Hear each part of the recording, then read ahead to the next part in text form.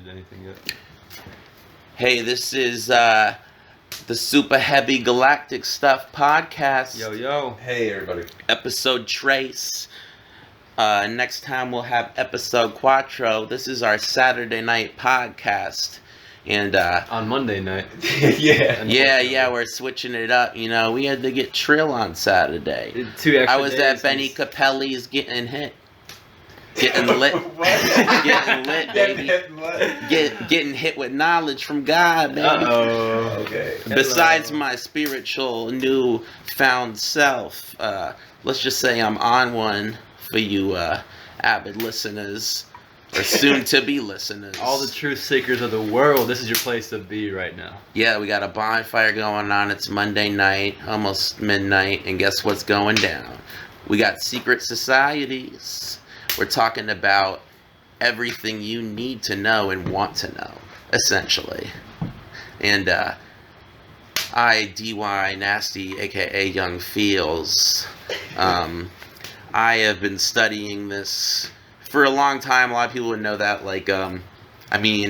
I literally have a song from 2011, 2012 that's titled New World Order and Illuminati.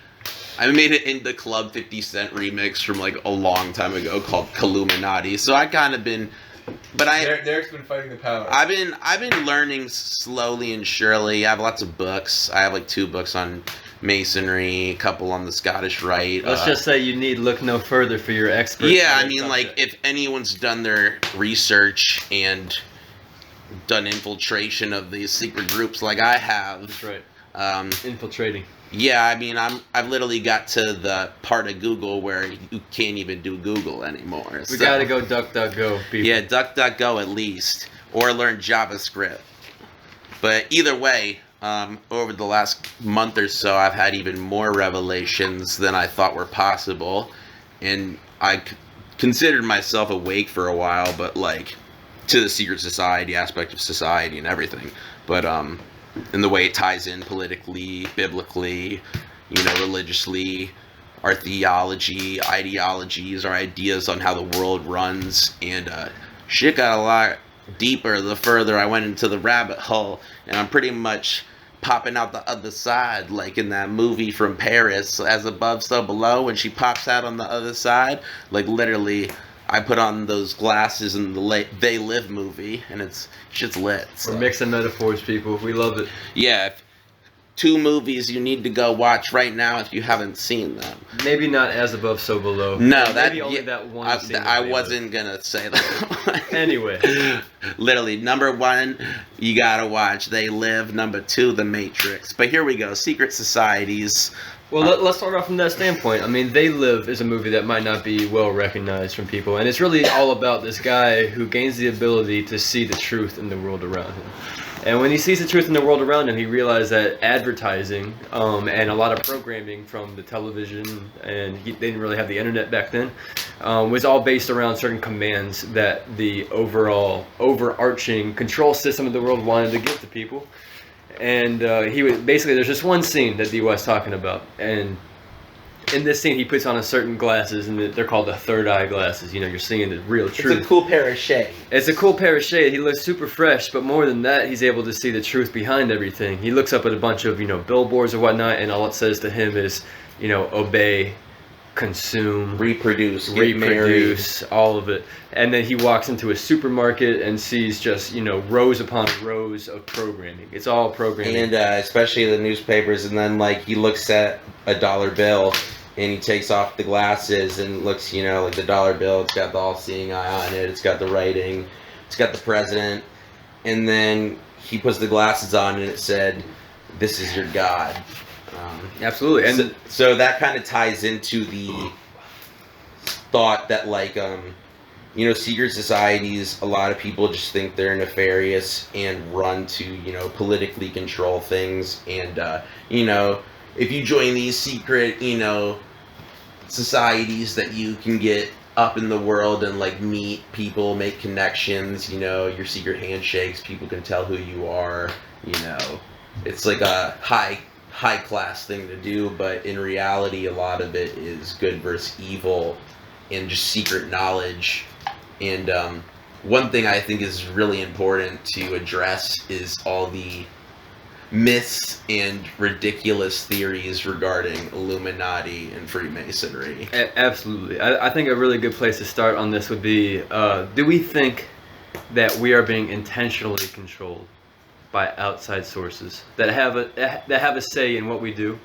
and they make an earning based on the things that they can allow us to do? And one thing that needs to just be addressed, like, from the get-go, is that if you go to YouTube to find your knowledge about this stuff, you're already doing the wrong thing.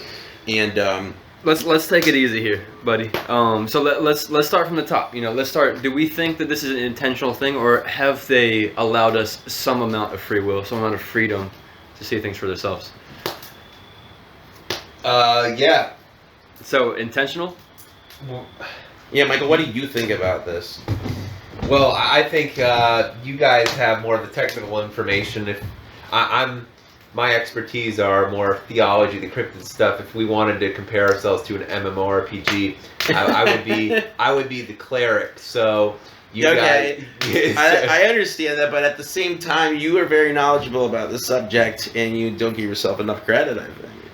I think there are a lot. Or are you just more like afraid to talk about it? No. I think there's a lot of powers at work. I think that the terms Illuminati and Freemason are antiquated terms. I think there are older societies that have perhaps been aged out or formed into something new. Definitely a distraction. Of course, the Freemasons are still around, but as you can see, they're almost a friendly neighborhood organization. There's temples everywhere. You see people driving around with the Freemason, nameplates and everything, so it's not what it used to be. I gotta step in right here. It's all right. See, well, you go ahead, expert. No, I like that you said that, because a lot of people think that way.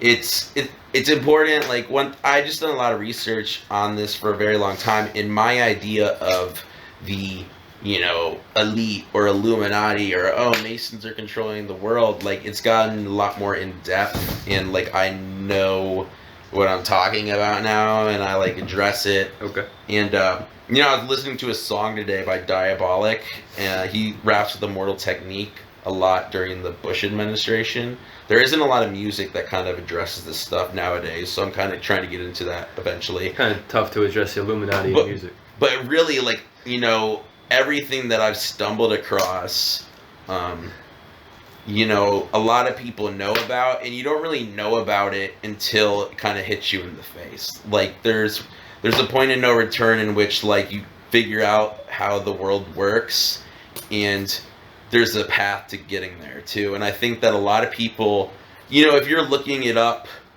on the internet, what Illuminati is or Freemasonry, that's at least being curious and questioning reality. So that's a step in the right direction. But where people get misguided sometimes is where they're like, on YouTube it says, Jay-Z's the head kingpin of the Illuminati. No way. Yeah, and it's like, people get misdirected. And conspiracy media is actually somewhat fake news itself. It's misinformation. Dude, it's literally, if you look at news sourcing everywhere, like, even people, you go all the way to the right or whatever, where you got Glenn Beck and Hannity, and then go to the left, you got Anderson Cooper, Wolf Blitzer, Megyn Kelly, and then if you go to the conspiracy left or right, like, literally people like Alex Jones even kind of throw you off of what actually is going on. And, I respect people like that, but at the same time, they're all pushing you away from the one truth. The word you're looking for is called controlled opposition. Yeah. And that means they're employed or deployed to create the theatrics that show a struggle for knowledge and information. You're shining that shit right in my eyes. Sorry. I have a flashlight out here because I got burning my papers I need retinas to out. read. But I think the best metaphor for this is like the WWE. All right, so like there's one side that is going to be talking shit about the other side. The other side's obviously talking shit back. But the fight is choreographed. I totally made an Instagram story about this. Keep going. Yeah. No, I've never watched a single you, WWE Thank you thing. very much. But it's the same concept, you know. It's a fight that is orchestrated in order for people to pay attention, tune into it, and get hype over it. And then the whole result is it's almost a non sequitur. There's no important part to it. It's just this thing, this ethereal fucking fight between two sources. And is there any actual result that affects the people? You know, maybe not. What's really affecting the people, though, and that's why I want to get into this intentionality of whether the top-ranking people in these organizations are actually affecting us like this. I'm not so sure that they are. I think the control system is real, but I don't think that the effect that the control system has is all that real. Yo, well, I'm gonna just go against that real quick. Go ahead. All right, so now that like we're gonna go into it, like, I mean, I can just break it down. Break it down, baby. I'll start breaking it down by saying, like, using the term Mason or Illuminati is very broad. There's very different sects of these groups. There's very different. I said neither of those two things. No, but what you did say is you think that their nefarious control is probably a myth. What do you mean? What is the myth? Right. I'm confused what you think the myth So is. what I'm saying is I think that there is a control system out there, but as to whether they can actually affect us or not, and as to whether that is happening on an intentional basis so that they are like, you know, marionette fucking artists, you know, trying to make us out to be puppets, trying to control whether our left arm or our right arm moves. I don't think it's that direct. I think it's more indirect, and they're setting the conditions for us to act. Whereas you might think that they are actually creating an action for us as individuals and as a, you know, society. Oh, you think they're making it up as they go along? I think that they're basically making it up as they go along. I think they set conditions for us where we have to live in a certain set of ideals. So like we live in America, our ideals are capitalism, free speech, you know, talk about the amendments and all that, but mainly the fact that it's just left versus right. I think that's the orchestration. But I don't that they're responsible. I don't think that they are actually directing people on the right to act a certain way or people on the left to act a certain way. Okay, well, I get what you're saying, and that makes a little bit more sense to me. But I have a different perspective, and I'll go into it. Essentially, I think they do have an agenda, both left and right and center. You know, like I think that. What's the agenda of each? Sure. Of each what? You said of left and right. Yeah. Well, are they actually separate entities? Because that's kind of what we're saying. If it's a WWE, the organization owns both sides of it. So do you think that's what's happening, or do you think that there's an opposing organization versus another organization? Well, they keep everyone distracted and going from the left to the right. So they put someone who's far left and they put someone who's far right. And essentially, what happens is once people like really get down to it, like and understand the whole perspective of like. The whole purpose is to not fight other human beings and like love and peace and harmony. Of a positive society, that would be the yes, and the reason that society is negative and there's disease, crime, I mean, they are directly responsible for mental health crisis. They're directly responsible for political extortion. They're directly responsible for sexual misconducts. Okay. They're directly responsible for, you know, hurting the poor, oppressing the poor, you know, going to war and killing for oil and drugs and, you know, riches, all at the expense of poor people and innocent people. And I'll dig into it and I'll expose like how it's happening, because like it's one thing for me to say that, but once you like connect all the dots between, you know, once you realize that all the bloodlines, royal bloodlines, and 13 families essentially control, you know, most of the corporations, well, almost all of the corporations, and those corporations control all of the fast food industry, all of the NFL, NBA, whatever, all of the political, entertainment, food, everything that we film consume, industry, music. Yeah. So, like, once you understand who, I think the biggest thing is once you understand who owns everything. And realize that, like, if you go on Wikipedia, they're not going to tell you who founded something. They're going to tell you who's currently working for them and lie about their shit. You got to do a little more digging there. You have to, like, you have to figure out who, whenever you go to Starbucks or whenever you go to McDonald's, think about it. You guys don't know, most people don't know much about people that founded these companies. Even the guy that founded McDonald's, like, I'm pretty sure there's a movie that just came out. I remember my like family went to go see it, and apparently this dude is like super sinister. Like, there's a whole documentary about like his like bad business practices and like. Okay, well, the movie itself, if we're talking about that movie, I'm just saying how a lot of people it was about how someone stole the idea from someone else and made it their own, and then turned it into an empire, basically. So you think that's basically what's happening with these people? Yeah, I mean, pretty much what's happening with everything, and it's the reason secret societies have become, you know, more known to the public due to the internet age and technology and more access to information. And why some stuff's starting to come to light is essentially because, like, you know, these people with control, they infiltrate everything. You know, the Catholic Church has infiltrated the Vatican, you know, where you see things going on, you know. The Catholic Church has infiltrated the Vatican? They're pretty much one and the same from the get-go. I'm saying that the people in control that are doing negative things, whether you call them Illuminati or, you know, these secret societies have a lot of nefarious people in them, because once you get power and you have secret power that a lot of the public doesn't know about, and like secret connections to spiritual practices that are kept away from, you know, the general public due to the way the education system's set up. Once you know like how the world works in a certain way, people love to hold that power from other people because that's how they get ahead.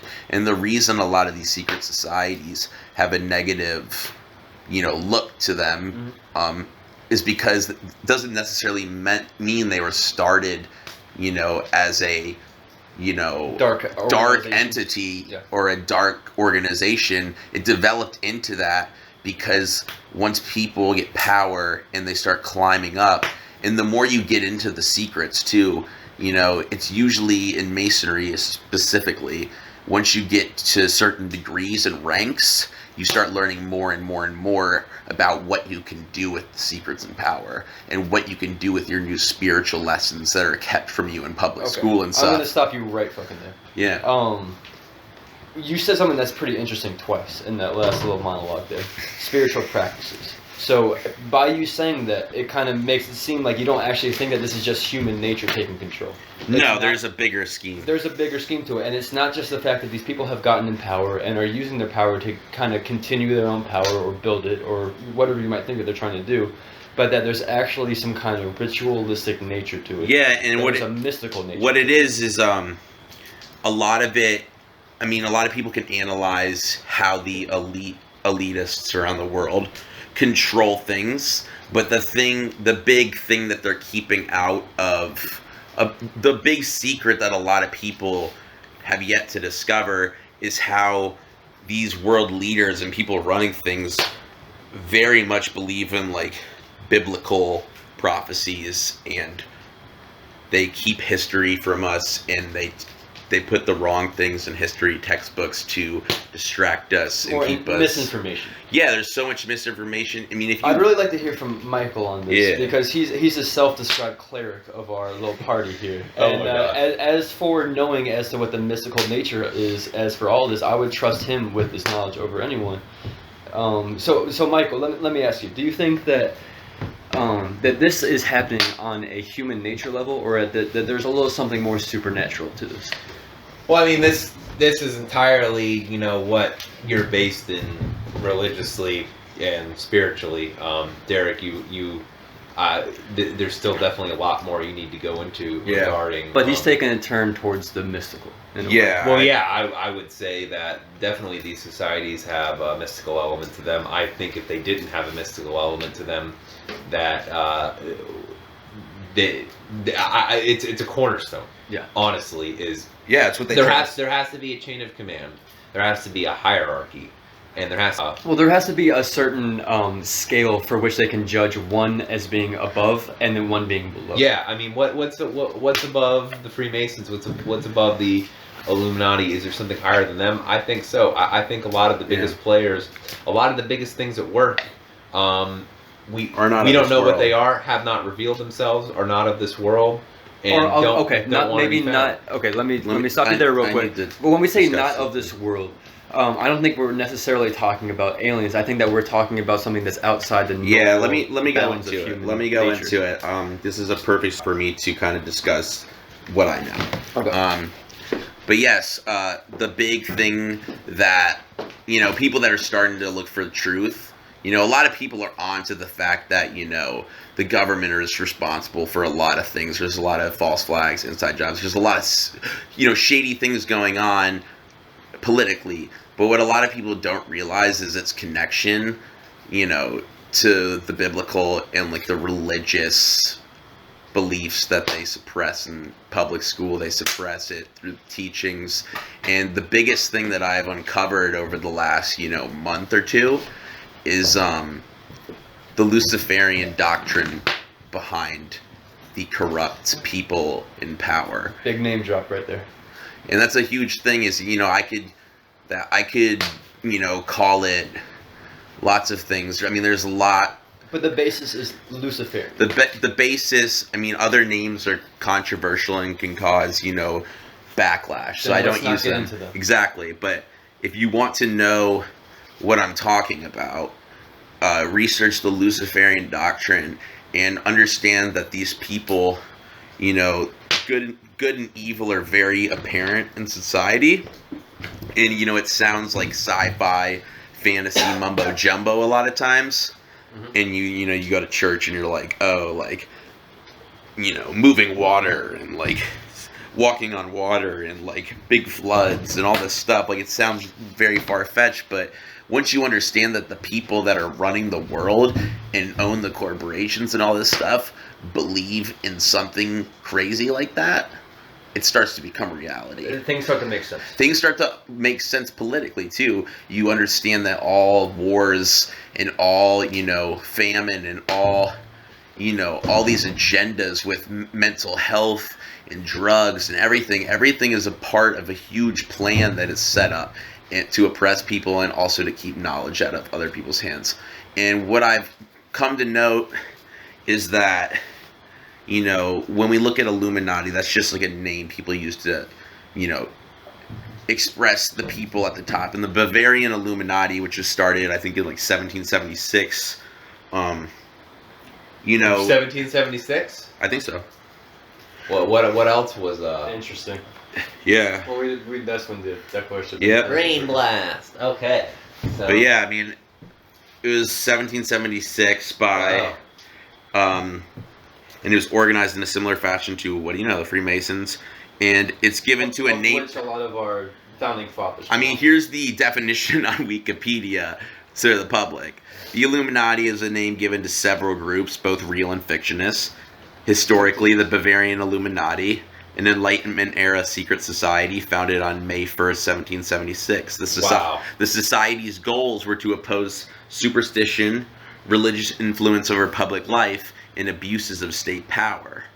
Wow, I like how they put oppose that instead. Right. Well, what happened Almost is... as a counterculture to what was Yeah. Well, there's also a theory that, you know, I'm starting to look into. Because, you know, there's still stuff that I don't know. But I do know a lot more than the average person walking around the street. average bear. And, yeah. And, essentially, the name Illuminati, it's very broad. It's very broad. And there's a lot of groups I would like to get into that make up this, you know, put quotes around Illuminati. But, like, what make up this elitist Luciferian group, pretty much there's people that are doing good in life and trying to make a change through positive action and positive protest and treating others the way they, you know, that you would like to be treated. And then there's people that are more living the Luciferian way, in a sense that they Hoarding power. they worship material things. They worship suffering. Manipulating the earth. Literally, I mean, I'll just dive into it. So, what do you think that the Illuminati fall more into the former camp or the latter camp? I think you need to understand the people at the top of the group, whatever title you give them, Illuminati, elitist, whatever. I mean, you just got to understand who runs the top, and it's 13 families, and it's called the Council of 13. And if you look that up, it's public knowledge. Okay, so what I'm saying is, do you think that the Illuminati are part of this Council of 13, or is there some kind of subgroup that is farther down the chain, or even an opposing group to what we know today? Because I don't think that all of this happens as these are all Luciferians. That every single group that's out there that we think is controlling us is all, people who want to do harm. The Council of 13 is. What is that? What is the Council of 13? Go ahead. It's 13 Illuminati royal family bloodlines. Okay, so And when I you can say name all of Illuminati, you're basically interpreting them as being the Council of 13, the Illuminati We need themselves. to explain the significance of this because we're name dropping it and these people don't know what it is. So Right. We need to really. I don't understand what you guys are saying. We need to define our terms here. We need to define what's the Illuminati versus what is the Council of 13. Do you think they're one and the same, or they're a subgroup, or they're an opposing? This is what, to be honest, the Illuminati is such a broad term that it's just people use that term to describe the people at the top. That's exactly why I think it's antiquated, man. Absolutely. Because we just like it is such a broad term that it. I don't think it's a broad term, though, guys. I don't think it's a broad term at all. I think it's a very specific term that has become broad in our society because I don't of the understand way... where you're going. Okay. I see what you're saying. Yeah. Okay, I'm saying that the Illuminati have become hashtagged. Everything has become this meme fucking society. Illuminati triangles. All right, well, shit. let's anything that's sketchy or conspiracy, hashtag Illuminati. All right, well, then Hashtag this is what we're Illuminati. going to discuss. Well, this is what we're going to discuss. So I want to make... what I think about the Illuminati is that they are not only a subgroup, but they are an opposing group to the actual elite network. Yeah, that's a theory that don't fucking tell me. I don't want to hear the Illuminati are good guys. But I'm not necessarily saying that I they're get good what guys. you're saying. I'm saying, think about the name, the Illuminati themselves. Well, Illuminati, No, I Illumination, get right? where you're going with this. Okay, Reggie, no. I understand where you're going with Yeah, this. but they don't. Okay, Right. Let me continue. Basically, what I'm saying is the Illuminati. This is just one fucking theory, right? Is they are this group that was founded in opposition to a lot of things. The same way that in this same year, the 1776, the fucking United States of America was founded in opposition to the overwhelming royal power at the time, which was the British Empire. That they were founded to oppose these Luciferians, and the Luciferians have undoubtedly existed longer than them. Derek's waving his fucking hands. Yeah, I need to explain what we're talking about right now. We've come to an understanding that the term, Illuminati, it could refer to a counter, action group, which is actually fighting against the nefarious powers in control. And they're using the name Illuminati to, that's how they describe the elitists in control online, and it puts a bad, rep to the actual people that, because the foundation, of this group, it was built on, the morals of coming to light, and everything that the Illuminati stands for in the public eye right now and who they say are in it is exactly the opposite of what the doctrine was when it started. What's the end game for these groups? Well, I want to talk about instead of, maybe the term Illuminati is broad at the moment, but in terms of who we're going to talk about, if we're going to assume that the Illuminati, when I say that word, refers to the elitists that are doing bad things. And, it might not be the right term to use, and I'll also call them Luciferians. I think that Luciferians is a more proper term for them. Okay, then let's do that. All right, let's dig in. Yeah, Reggie, No, well, listen, guys. One thing I want to make clear for everyone listening to this podcast is all three of us have a very deep understanding of these things, and we understand the fact that there are definitely nefarious forces out there. I need to draw a line between what are the nefarious forces and what are the forces that are opposing those nefarious forces. I think it's one of those things where because it's not all on one people, side. I think that are just listening to this and understanding it, they aren't thinking Illuminati are bad or good. They probably don't even have an idea. So for us to be well, what I'm trying to break down is the fact that the Illuminati have become a term in our society that is divorced from the actual organization of the Illuminati. But we don't know that for sure. We don't know the nature of exactly. We don't know. So when you guys are shaking your heads at me, you're actually saying that you're wrong, right? No, I'm not saying you're wrong. I'm just saying I want to get into the elite network that's running the world. Yeah, absolutely. We're spending too much time focused on this. Yeah, let But it's. I mean, I go ahead, dog. No, you're good. Keep going. You just said you wanted to go. Go ahead. What we need to do is we need to start digging deeper. Derek, you're talking about the Council of 13, exactly, and like all this shit, and nobody knows what it is except what are you actually talking about? Exactly, I'm trying to go there. Sorry, I mean it's just like I think that's the most important thing. It doesn't matter what the name is. Let me ask you the questions to prompt you. Okay, what is it? Who's in it? What's their goal? What's their end game? So the Council of 13 refers to 13 families, correct? Yeah, we fucking got that. Like, I'm leading him into what these 13 families actually are. All right. Well, here we go. I mean, let's just call it the elite network of Luciferians. Is that good? Yes. Is that good? Does that go with all of us? Yes. Cool. Works for me. We're good? Yes. All right. Instead of calling it Illuminati, because that can be depicted a lot of different ways. I actually like that. So absolutely. I'm glad we went into that. Beautiful. Beautiful. Good transition. We're hitting the halfway mark on the podcast right now. People. And this is of the fourth dimension, the elite network of the fourth dimension. The global elite. Well, if we talk about the fifth dimension, that's the afterlife and the spirit world. Global elite. It's going to be a thing later. Global elite. Break it down to black nobility, Illuminati, Committee of 300. And once again, the term Illuminati is questionable. A lot of it is Illuminized Freemasonry, Knight societies, Skull and Bones societies, and others like them run in Ivy League schools in America, and then a bunch of other societies. Very isolated societies. And I actually have a chart connecting all the groups that make this elite network up. And these are the people that there's so many people in America right now, and this is why I feel like it's important for me to bring this stuff up in music and bring this stuff up in podcasts and bring this stuff up in like personal conversations wherever I go, because a lot of people are so brainwashed to this idea of America's American dream. We're the best country in the world, and what people fail to realize is like we're more Nazi than Nazis were, and like. And that's just big. That came out of nowhere. It's a really big clip. Well, if you look at the whole war on terror, it's just another version of the break third. Break that statement down in itself. All right. Well, let's talk about these groups, and we'll get back into that. Okay. All right, and then it'll make sense for people. All right. So the elite network, they're in charge of all the policies and politics, and they have created capitalism, fascism, communism, Zionism, that's a big one, liberalism, socialism, and green politics, like green, like environmental protection. A lot of that is a cover-up.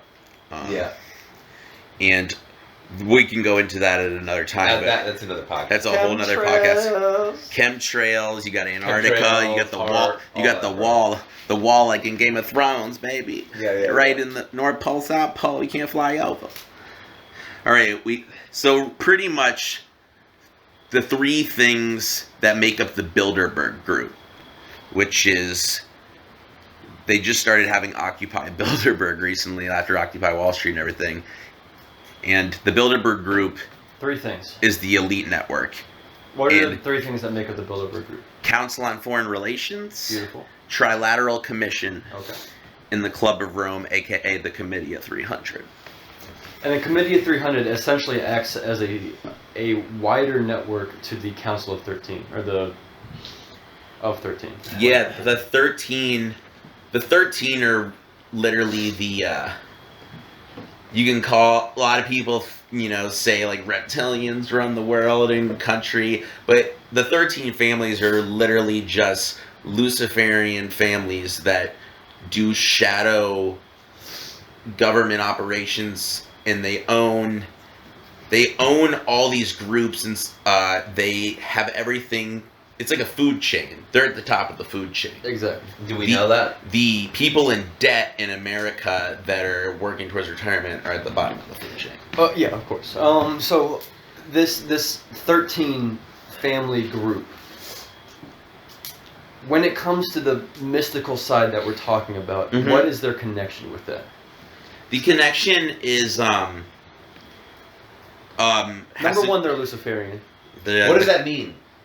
The Luciferian Doctrine means that they believe that their heaven or Zion is here on earth, and they've all, essentially made a deal with the devil where they're going to hell at the end of this life, or they're eternally damned, but they're choosing, instead of choosing to have a better afterlife, they're choosing to take advantage of people here in this life and do wrong versus right, so they can get ahead and experience all the riches and power and control on immortality. Absolutely. And this goes back to biblical stuff. Yeah, it's all, if you tie it into there's a lot of biblical quotes that are just like spot on with the way the world's running right now, and that's kind of what opened my eyes to see this whole, conspiracy cover up of The construct in society. the construct of secret societies and how they operate and how it controls everything political, religious, and environmental, like, and military. It's just like it's all tied together, and once you connect it biblically to God versus Satan, it's just like you can't see the world the same way. Like, now I'm like so awake that like it's all you can see anyway. But it's great though, because once you learn this knowledge, and this is why I try to I feel it's important to break down and tell the people listening to this, the truth, is because I feel like it's my mission in life to tell people these things, because the thing is, I've always known there's elite network of, bad guys running things. That hasn't been news to me. Sure. But lately, I never recognized, the good guys, or like the reason bad things happen to good people.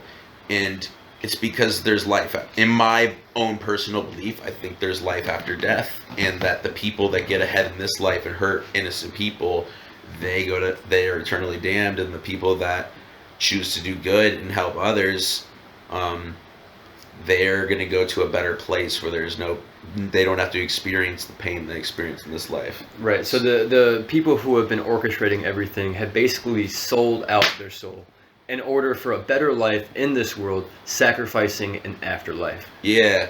And so that's why they hoard all the power for themselves. Yeah. Is to create the best version of this world possible for themselves. For themselves. That's why you see everybody, on Wall Street. You see a lot of people.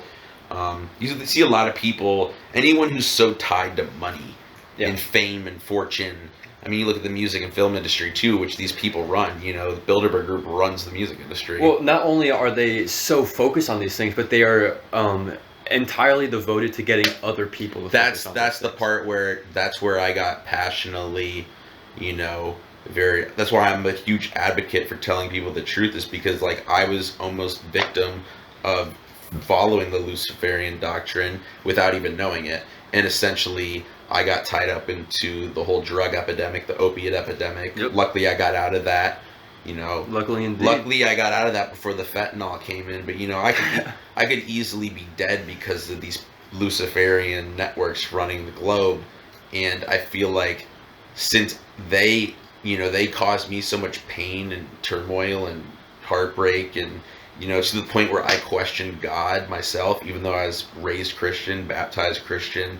At one point I was thinking man, there's no God, everything is just fucked. Yeah. And then what I realized is, there's a bigger purpose for me. So that's why I'm very passionate about this stuff. But regardless of my religious views, this is how it breaks down. You got the Bilderberg Group, Council of Foreign Relations, Trilateral Commission, Club of Rome, Committee of 300. And it's crazy because you think the Luciferian Doctrine and all this stuff is far-fetched and kind of like a Lord of the Rings fantasy, Harry Potter, the Eye of Sauron is always you think it's some fantasy sci-fi mumbo jumbo, this is the Matrix, man. But in reality, it's very interesting when you realize that the people in control and the elite, they believe in all this stuff. Absolutely. And that's why they do what they do. And if you better believe that if the people in control and the people with all the power believe in religion, and they practice one that, you know, they subconsciously put it into you, you better believe that shit's real. You know what I'm saying? Yeah, absolutely. And I want to hear Michael's thoughts on this too, because he obviously understands part of this. As to whether these people believe in the fact that they have an afterlife or not. What do you think? Well, regarding like the Luciferian contract and all that, yeah, I mean they pretty much made a deal with the devil for, you know, like all of this is based on if you have the open-mindedness or you have the faith in, you know, religion, specifically the Christianity side of it, understanding these agents at work and how on Earth, you know, the devil can run around and do these things and empower people in exchange for deals. The deals always backfire on the people. And what a lot of these secret societies are afraid of is death, because they know they've signed a contract that ends once they die. So a lot of these, I think an end goal for a lot of these groups is to discover immortality, whether it be through really occult, strange medicine or magic alien technology, kind of magic, stuff. and whatever kind of thing you subscribe to. I subscribe more to the theology side of things, so, you know, the dark, evil, magic, things like that, you know, whereas some people say, oh, alien technology, blah, blah, blah. So we're the exact methods we're not going to get into tonight in this podcast, but the exact methods are they're also unknown to us, because obviously we're not part of these groups, and if we were, we would have deeper knowledge of this kind of stuff. We got some ideas. We have ideas. Let me bring a new little concept in here, and that is the Book of Enoch.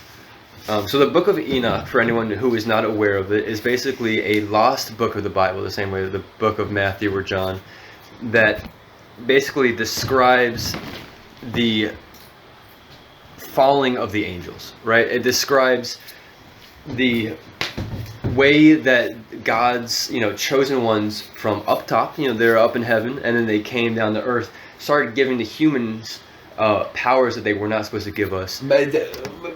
And not only did they give us powers, but they intermixed with us. And in a way, a lot of the things that are happening with us now, and a lot of the groups that surround us, are part of the fallen angel group. I just need to tie something in real quick, because you guys were mentioning it, and this reminds me of something.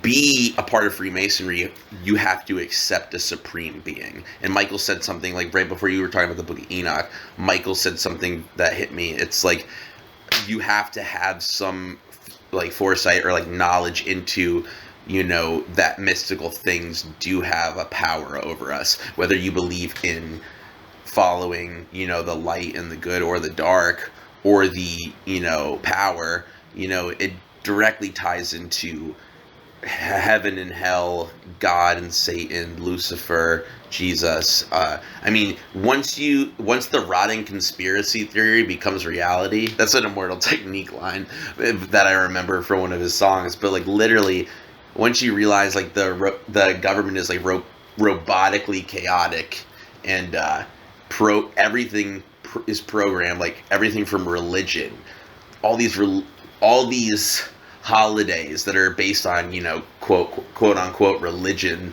you know, Christianity. There's so many pagan occult symbolic imagery in these holidays that is so apparent. And then once you realize that like 95% of the things they taught you in elementary school are lies, it's like when you realize that Santa Claus and the Easter Bunny are fake, it's like there's a whole another, you know, perspective shift you have when you realize that's kind of life in itself. Sure.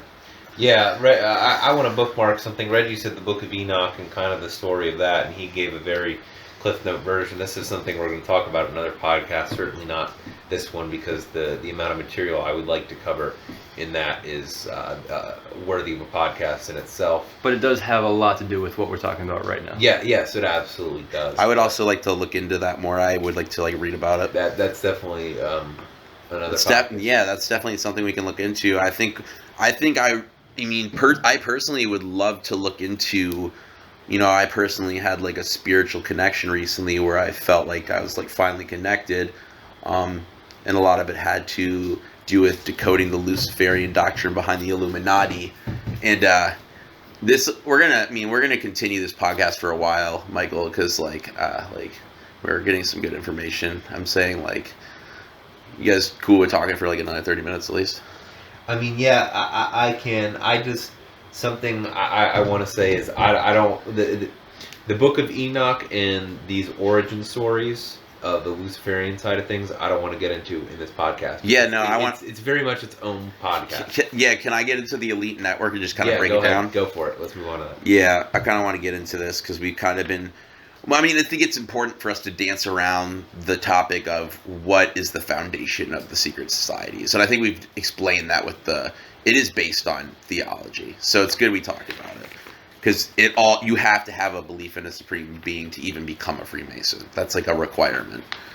And what I've realized recently is like either one of us could go to, a Scottish Rite Masonic temple and apply to join. They take anybody. They're recruiting constantly. So as far as the network itself. Yeah, I'm going to break it down. So you got the Order of the Illuminati, or whatever you would like to call them, the Luciferian Network. That's this breakdown. Underneath, you got the Council of 13. Underneath them, you got the Bilderbergers, which is the Council of 300, or the Committee of 300, Trilateral Commission Overseas, and the Council of Foreign Relations. Mm-hmm. Tied to them, you have the Order, which is Chapter 322, aka Skull and Bones, Yale University. Mm-hmm. Attached to the Skull and Bones Order at Yale, you have presidents such as George Bush, who's also George H.W. Bush is a member of the Committee of 300. Other members of this organization that practices the Luciferian Doctrine, it's proven. Probably the most wide-ranging group in terms of Al Gore is part of this group. You got people like Jacob Rothschild. You got Sophia, the Queen of Italy, Prince of Naples. You got Susan Rice, Prince of Wales. You got Ben Bernanke, the people that run the Federal Reserve. Once you realize that they believe in Lucifer and worship him more than the God you pray to in church, things start to get a little spooky, and you actually question whether you're like, oh damn, like this Illuminati thing that is Jay-Z and Katy Perry, like it goes deeper than that. Like this is not that, like this is like actually people. Ben Bernanke, wasn't he like partially responsible for the 2008? Not necessarily, but he was instrumental in how we came back from that. Yeah, of course. So he's setting us up for another disaster essentially in the future. And then once you like figure out the ties behind, the War on Terror and 9/11 and Desert Storm 2, essentially, you start to realize that George Jr. came in and did what his father started, and there's a famous speech from George Sr. where he's talking about the New World Order and starting a New World Order. Yeah, and I mean, basically what we're talking about is this is not real life to them so much as it is a game, a simulation for them to oppose themselves and just build up more money. Well, it's just like once you recognize that everything's a lie that's on TV and everything's a lie that you get taught in school about history, except unless you have like a good teacher that like knows. But the thing is, most people that are teaching the history class, they're also brainwashed by this whole cult, Right. All right. Anyways, what's the reason why they lie? What would be the basis? Political gain, money, and power. Right. Exactly. So it's all a self-interested. And that's where the term puppet comes into play game too. That they're playing for us. Exactly. The puppet. So that's what we're saying. Jay-Z, Beyonce, Katy Perry. These are not actual agents of the. And you know what they do? They're puppets. The elite network of Luciferians that we're talking about. They control cybersecurity. They own Google. They own Facebook. It's like. They can make you see what they want you to see. Anyways, I'm going to continue going down. So you got Skull and Bones, the people that are tied to Skull and Bones at Yale. John Kerry was also at Skull and Bones, and there's a famous video on YouTube called "Don't Tase Me, Bro." It's like got like 4 million views or something like that, and it was like super big when it came out. University of Florida. Pretty much, this dude from the University of Florida went to this, you know, rally for John Kerry or whatever, and was like, "Is it true that you and George Bush were both a member of the secret society Skull and Bones?" And all of a sudden, like 8 cops come up on him. That's all he said. He just asked a question at a Q&A, and these cops tase him, and the famous line is, "Don't tase me, bro." Yep. And literally everyone like doesn't even, when they watch the video, half the people don't even like think about the question he's like asking. a funny video. They're like, "Oh, they just tased him." They don't even think about the fact that this. Yeah, why did they tase him all of a sudden? Real ass question. Yeah, I got like real as shit. Yeah. And then another thing is tied to the order is the House of Rockefeller, one of the 13 families. Mm-hmm. And then what do you got? What do you got on Rockefeller? You got Rock Nation, and guess who's you know, the big head honcho of Rock Nation, Jay-Z. So there you got the tie right there. All right. Okay. We were just saying how Jay-Z was not really part of this organization. No, but he's a tool used by them. Yeah, he's a puppet. Yeah. Exactly. You got the Pilgrim Society, also tied to Skull and Bones. You got the Scroll and Key Society. Mm-hmm. You got the tied to the Order. You got the Foundation for International Committee for Sex Equality. Isn't that interesting? Interesting. You got the Grand Druid Council, which is directly tied to the Council of 13. And that's where things get crazy and the cabal comes into hand. Mm-hmm. And it's depicted in Stanley Kubrick's film Eyes Wide Shut. And he was mysteriously killed right after they filmed the movie. He didn't even get to edit it or like choose what parts of the movie got edited. And it's known that he met with the executives from this, I think it was like Warner Brothers or whatever studio put it out. Mm-hmm. And he met with these executives. He had just screened them the film and showed it to them for the first time. His friend says, wanted him to take his out friend says, as soon as the film was over, there was no like applause or anything. They're like, "Stanley, you need to come here. We need to talk to you." And there was yelling in a room for 45 minutes. And the next day, he was found dead from a mysterious heart attack, even though he wasn't previously ill. And then another thing that's crazy is they ended up cutting out 24 minutes of the film that he said he wasn't going to cut out because he had complete creative control, because he was known to be a perfectionist when it comes to his movies. And if you watch that film as it stands intricate. without the 24 minutes, there are a couple of subplots, and you can kind of tell what they actually cut out of that film. Oh, yeah, I mean, yeah. And we won't actually get into that. But yeah, that's if you for do the another research time. Yourself, then you'll actually find what we're talking about. Yeah. Yeah, you got the Hell 5 Club. You got the League of Just Men.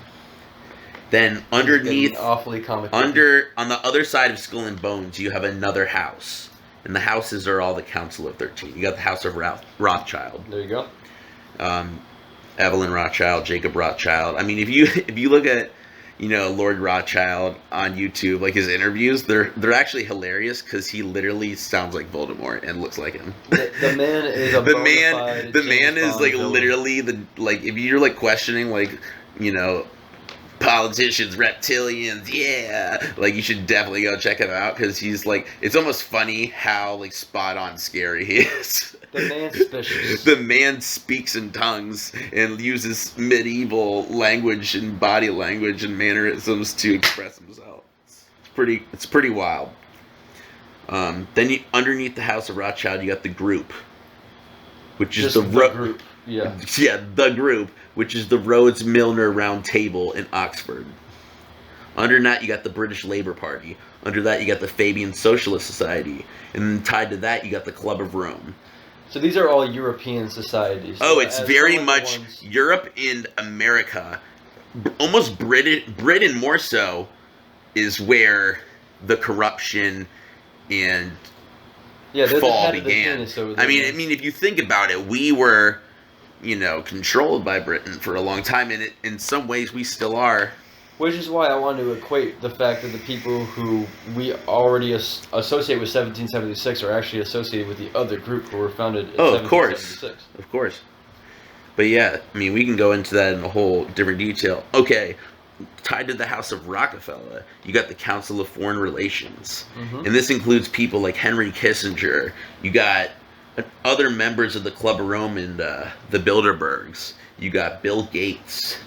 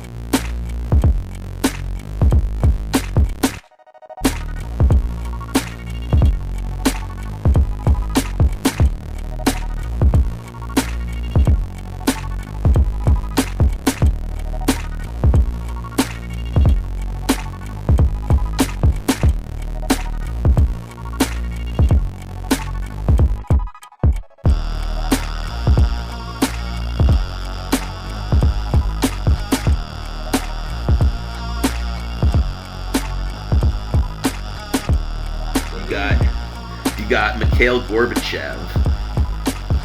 You got Michael Bloomberg, infamous mayor of New York, who, guess what? He's got a worth of $4 billion. Let me stop you real quick. I want to go back to Gorbachev for a second, because that was the Russian prime minister, president, whatever he was at the time, who, along with Ronald Reagan, brought down the Berlin Wall. Yeah, I'm not very familiar with the histories from that, so I mean, I know what happened, but yeah, go deeper. Okay, so the whole period between the end of World War II to basically the new millennium was called the Cold War, and that was a buildup of arms between the U.S. and Russia. Now, there's a lot of conspiracies surrounding the Cold War itself, and not least of them is the fact that no actual nuclear weapons were developed during the Cold War. It was all a front to build up more money and more money on each side, spending more money to develop a globalized economy. That's a really interesting theory I'll have to look into, because I can see that being true. And that itself would be something that this overarching Luciferian group would be very interesting. Yeah. Would be very interested in. And I would like to dive more into that, because I have a lot of theories about aliens and nukes and why there hasn't been a nuke since Hiroshima, but I'll tie that into another time. Sure. But yeah, that is very interesting. I wouldn't doubt it. You got the new school under the Fabian Social Society, underneath the group, which is called the Round Table, which is underneath the House of Rothschild. You have the World Peace Council. We're in Europe, so. You have the World Peace Council. You got the Tavistock Institute. You got MI5. You got GRU. You got Students for a Democratic Society. You got the Socialist Party in the USA. Mm. You got the League for Industrial Democracy. It sounds like the League for Extraordinary Gentlemen. You know, where this all sounds very comic booky. You know, yeah, dude, and it's depicted in some of the Marvel comic books. Like the bad guys are called the Illuminati. There's a group in the Marvel comics actually called the Illuminati. Yep. Yeah, man. It's pretty comic booky sci-fi, man, but it's true, which is crazy. Progressive Labor Party is directly tied. You know, it's completely tied to the group, the Round Table. Understand how this group on this side has created all these different councils for peace, democracy, socialism, students around the democratic society. then this has direct links to the United Nations and Royal Institute for International Affairs. And that has direct links to the Committee of 300 and the Council of 500, which is the Bilderbergs. Yep. So it's all tied together. And then underneath them in the middle, you have the Atlantic Council that's directly tied to the Royal Institute for International Affairs. Still in Europe. You have the World Court. You have the World Bank directly tied to the United Nations. And you know how much the UN controls? Quite a bit. And you know how much, like, dude, all the nuclear arms talks and all that stuff, I really want to look into that because, like, I could totally see that being true. Yeah. What you were saying. That would make so much sense. And there's a lot I need to learn about. Like, there's a lot of satellites. There's a lot of satellites, there's a lot of submarines that, were doing mysterious things. Carry on. I like what you're saying. I honestly, we're getting in. Okay, yeah, no worries. You know a lot I just more want to than I do. keep you in the loop, if you want to say anything. We don't actually know anything. We're just reading off the Okay. paper at this point. No, I do know a lot about these organizations, the ones down here on the left side, because that's more Europe. Europe, I'm not as familiar with the factions in this elite network, but in terms of the U.S. structure, I've been aware of the Council of Foreign Relations and Bilderberg. I think I, started following, Occupy Bilderberg back in, 2014. Good night, guys. Good night. Good night. Yeah, Good Good night, Michael. Good night, guys. You're out? Yeah. Yeah, I got it. Peace All right, out. brother. See you next time. Yeah, I'm almost done with this pie chart that I crafted up. Yeah. But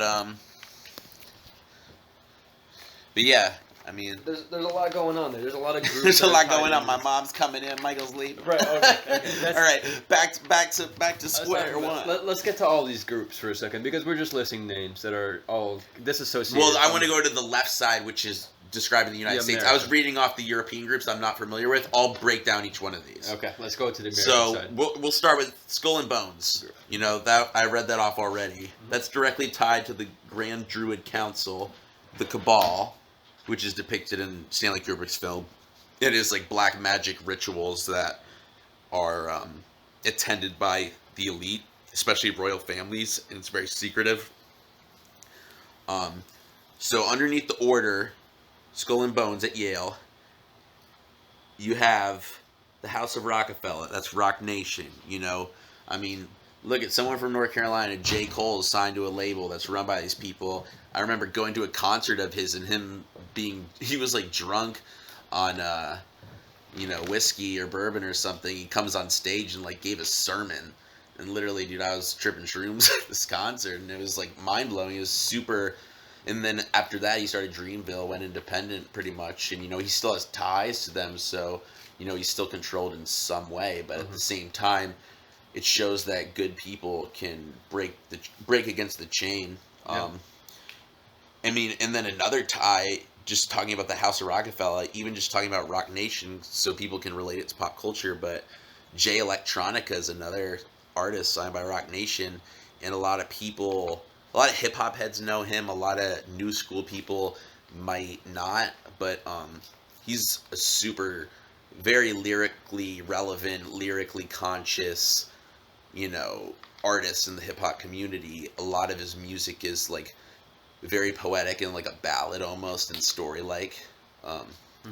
And he actually had a relationship that he might still be in one with I think it was Evelyn Rothschild's daughter, or Lord Rothschild's daughter, which is Kate Rothschild. And there's pictures of them together.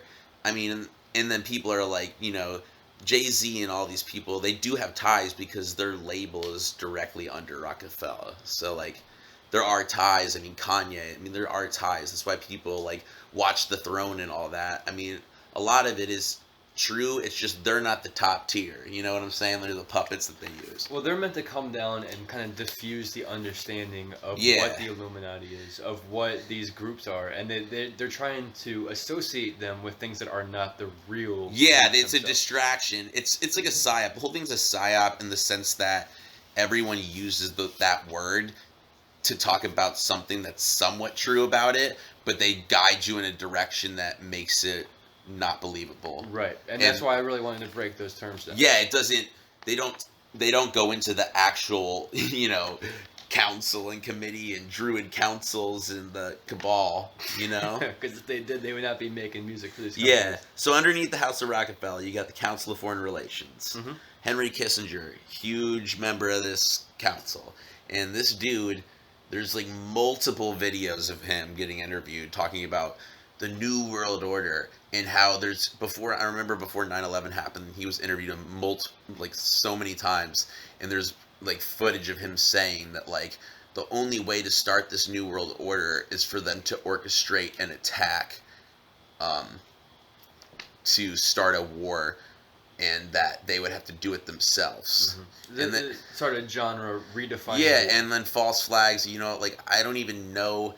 I barely believe anything I read on the news anymore, and now I barely believe anything I read off of like InfoWars too, because they're all controlled opposition. I have to dig deep into my own understanding. More WWE bullshit. I mean, there's a famous J. Cole song I even like. It's like you got to see it to believe it, and that's not just with your regular eyes. It also means with your third eye. You have to see it. You have to break it down. You gotta put on the They Live glasses. Exactly. Underneath the House of Rockefeller, you got the mafia. You got the mafia, man. Shit like The Departed, man. The mafia, cartel, CIA, they're all linked to the same shit. Yep. The cartels and the CIA all work together to create the drug epidemic. Reagan was seen at Bohemian Grove during his presidency. Mm-hmm. And you wonder how all these actors in political... I mean, how does someone like Trump even...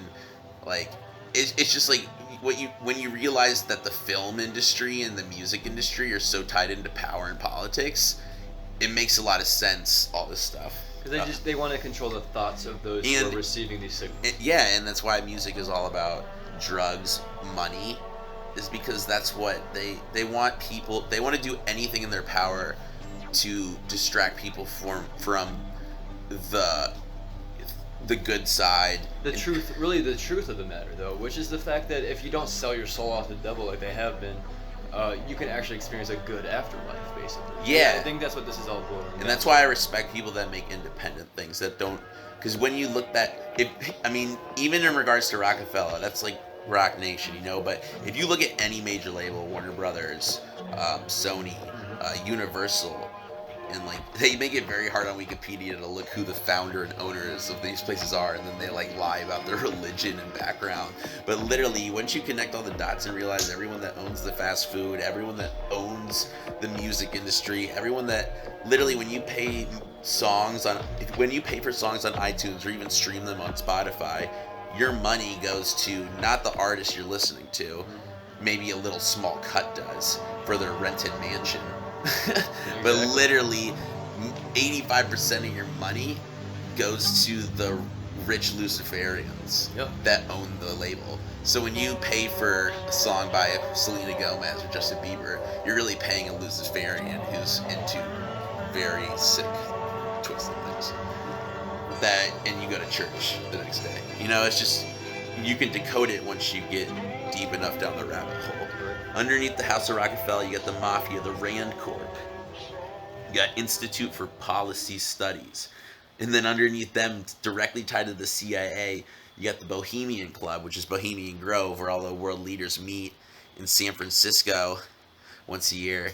And there's a famous video online that really kind of exposed it all and inspired the movie Conspiracy that came out a couple years back.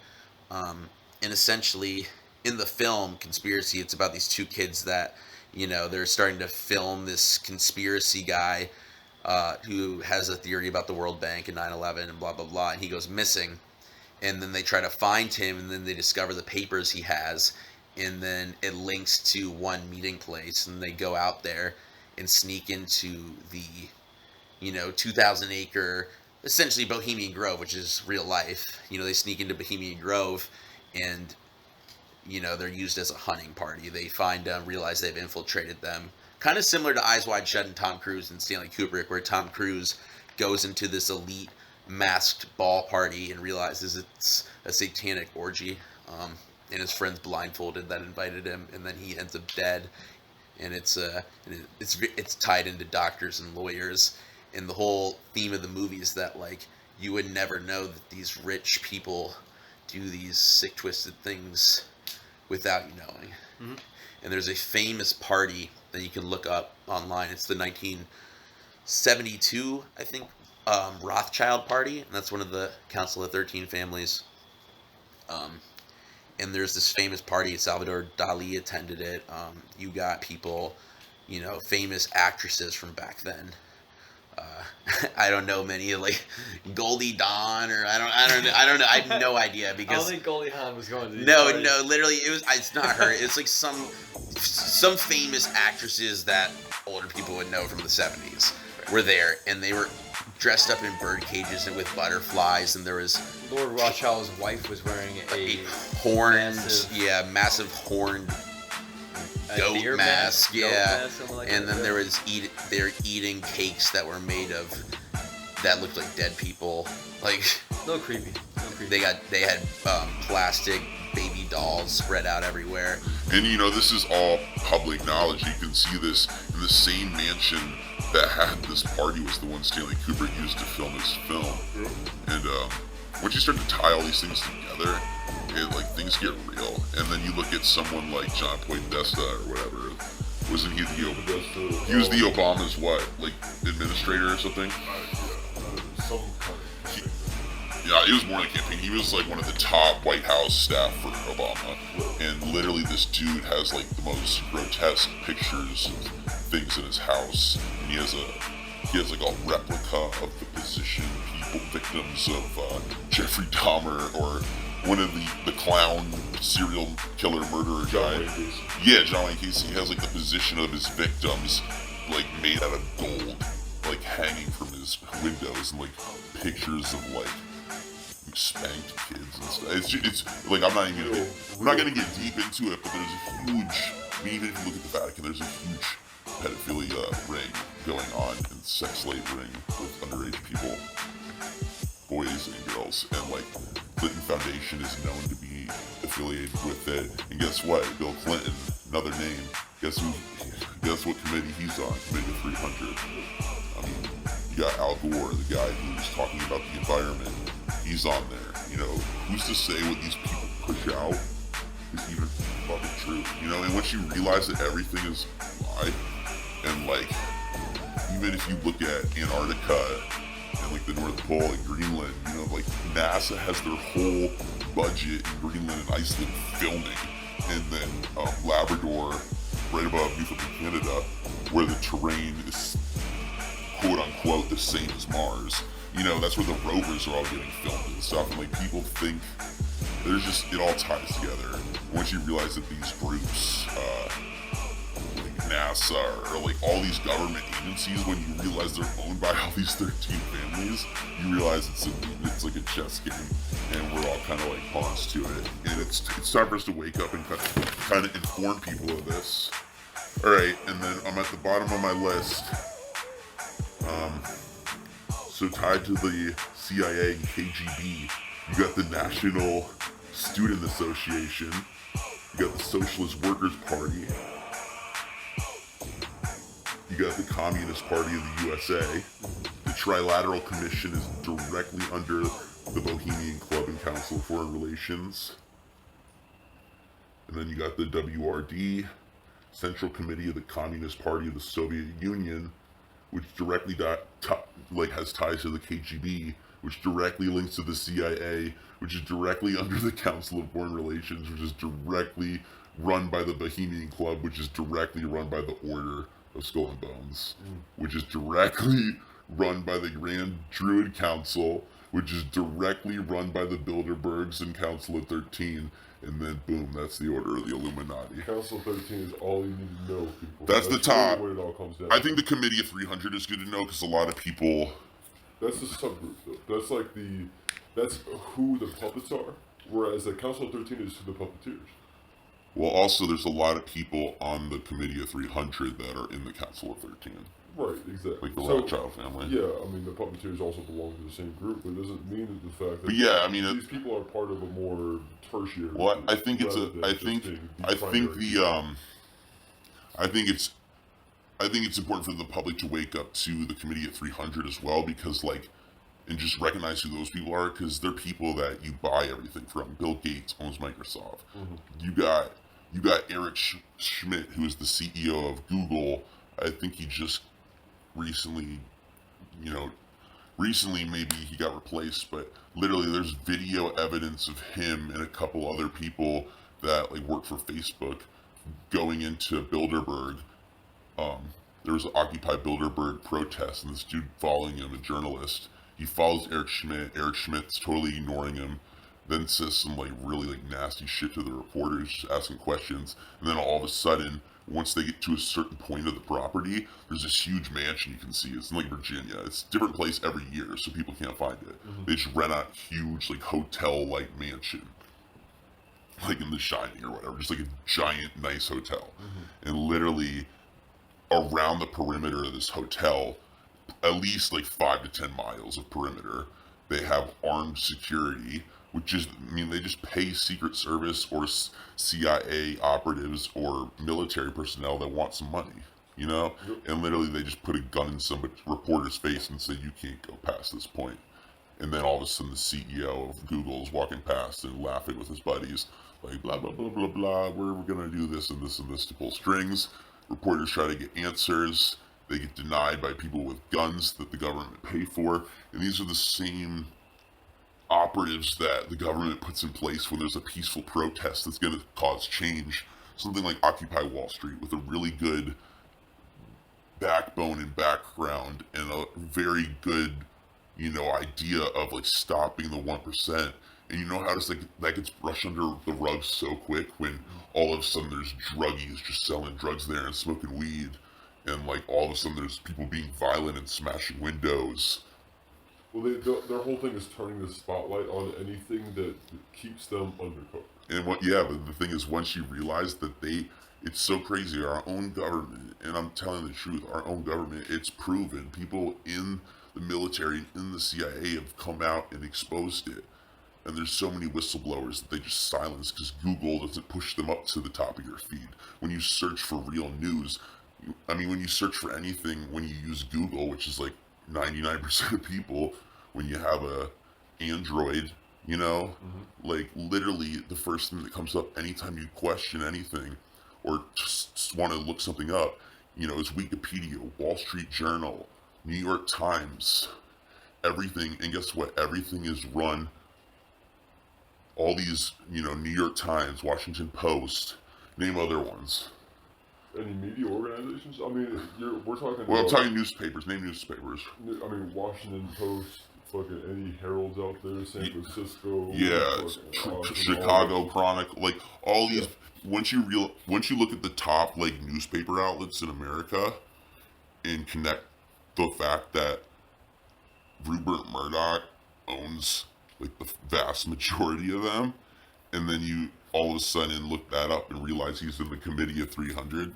It's disturbing because you realize that all these people in this committee, these 300 people, own everything. Yeah, and it's like boiling down the power structure of the world to 300 people, basically. And not only do they own everything, a good amount of them are nobility. So you got royals. People who their blood has been in this for a long time. Yeah, so it's a monarch. It's a huge monarchy, essentially, too. Right. And another thing is, people are so ignorant to say that, like, oh, the kings and queens don't have power anymore because, the prime minister does and blah, blah, blah. I guess who's also in the Committee of 300, Tony Blair.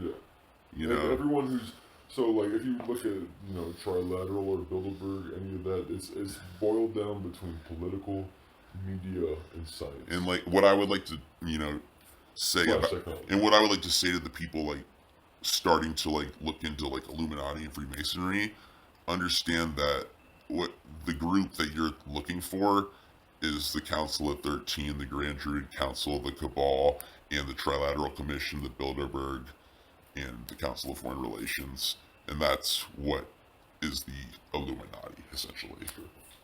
Ladies and gentlemen, the very word secrecy is repugnant in a free and open society. And we are, as a people, inherently and historically opposed to secret societies.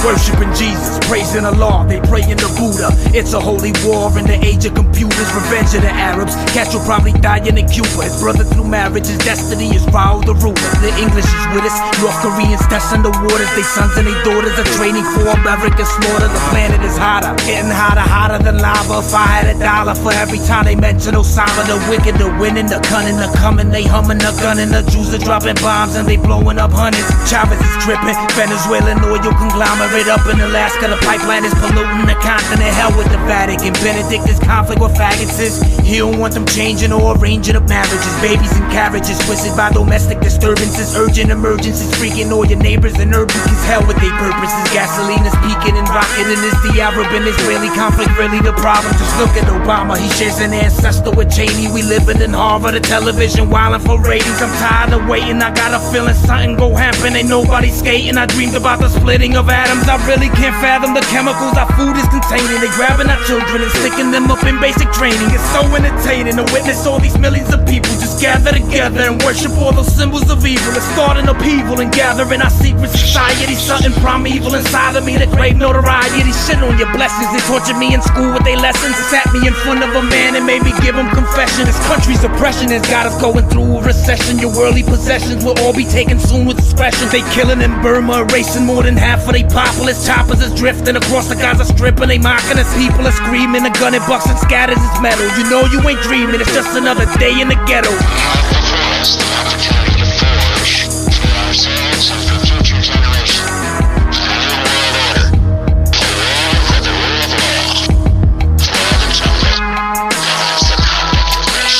They slowly killing us through cigarettes and medication. Okinawa, Hiroshima, pulmonary emphysema. Soldiers up in Iwo Jima didn't need no help from FEMA. Chosen men with battle scars. Galactic rhyme, your battle star. Poison rays that travel days. There's many ways to land on Mars. Now they killing us with cars, cause they overlook the fumes. Baby food, they come in jars. Fed the infants causing doom. Hit the lights and leave the room. People running in the street. Armageddon coming soon. Microchips control your sleep. Scan your wrists and pay your debts. The sky is full of flying jets. Mixing clouds with chemicals. Amazing, we ain't dying yet. Every time you wash your hair or brush your teeth, you're dying quick. Every time you eat a hunk of steak and take a giant shit. Every time you feed your kids, I bet they are preservatives. And every time the major planets always try to murder us. The streets is full of mercenaries waiting for their time to kill. Worshipping the pyramid is found upon the dollar bill. I hope you understand for real. Again, I never say it.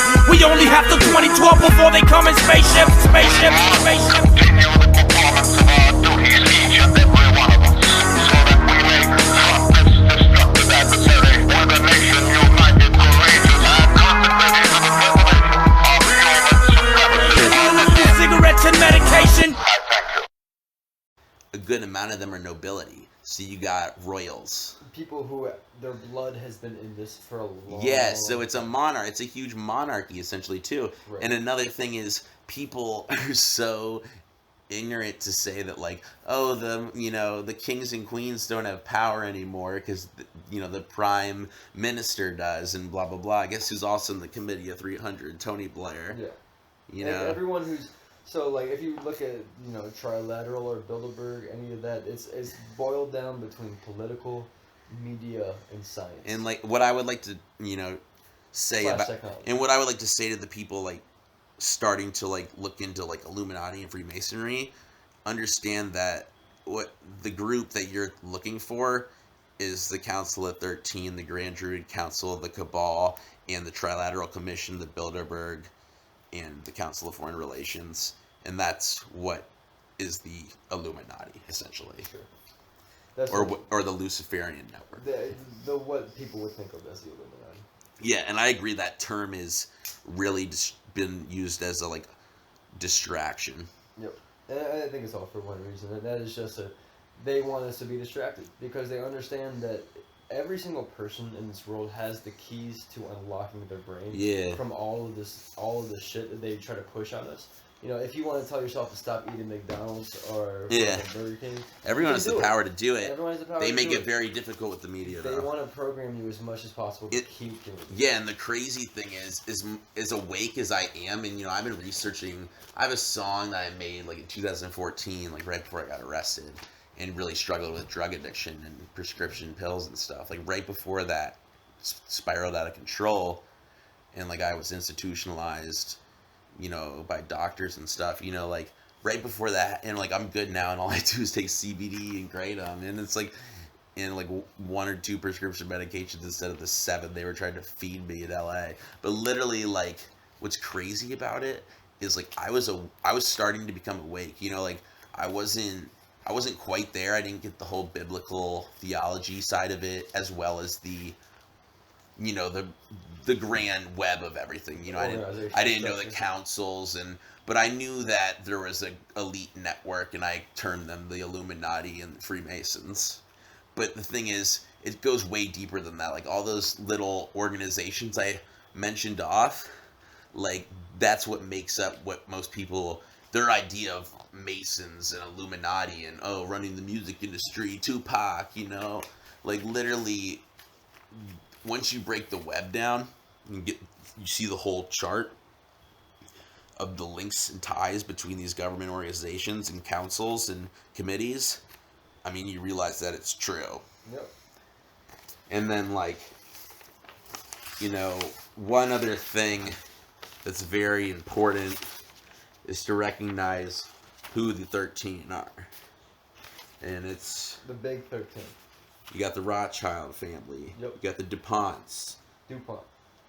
Yeah, Freemans, Astors, Bundys, Kennedys, Lees, Rockefellers, Onassis, Disney, Russell, Van Dunn, Miravanagan, R.J. Reynolds and Company. Shout out to the cigarette corporations. I've been smoking death sticks for 10 years until I had my little spiritual connection with God like a week or 2 ago. I didn't realize that I need to fucking quit that and coffee. Well, then quit it, dog. Exactly. But that's how they get you, man. It's like, so for a while, until you really find out that, like, you have a mission to go against these people and, you know, practice the will of, you know, peace, love, your own higher power. For me, that's God or whatever. You know, until you find that, I mean, like, when people are oppressed, the whole point of oppression is to make people feel like there isn't a God or someone looking out for them. Yep. Because everything's just gone to shit. And you want people to feel helpless. Yeah, and once they feel helpless, they'll turn to anything, which is drugs, money, sex. And then people lose their morals. Yeah. So the people that are being oppressed in this country, I mean, that's everybody, because the TV is oppressing you. The radio is oppressing you. Guess who? I think it's like...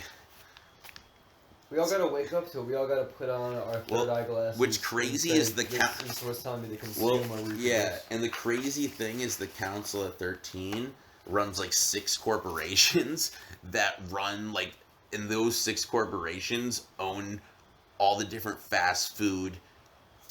They own like Bayer Aspirin. They own Taco Bell, Pizza Hut.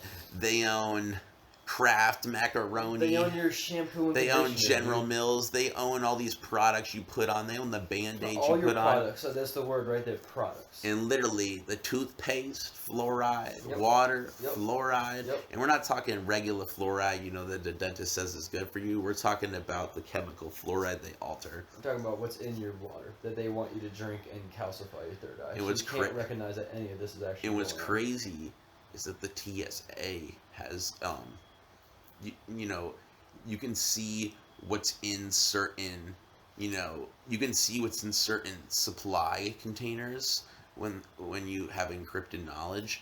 And what's crazy is that all the chemicals that are shipped to like Louisiana and stuff via railroad or truck, literally all the chemicals containing fluoride that are different types of fluoride, and they're like toxic fluorides. They're listed on TSA's most watched chemicals, and they're the ones that they come up on the dangerous feed on the TSA server. So it's like, why would fluoride come up on there if it wasn't toxic? Exactly. And I mean, when I saw that, it really made me question Yeah, the it's in validity all of of people our being like, water. fluoride's good for you. It's good for your teeth. No, it's a chemical.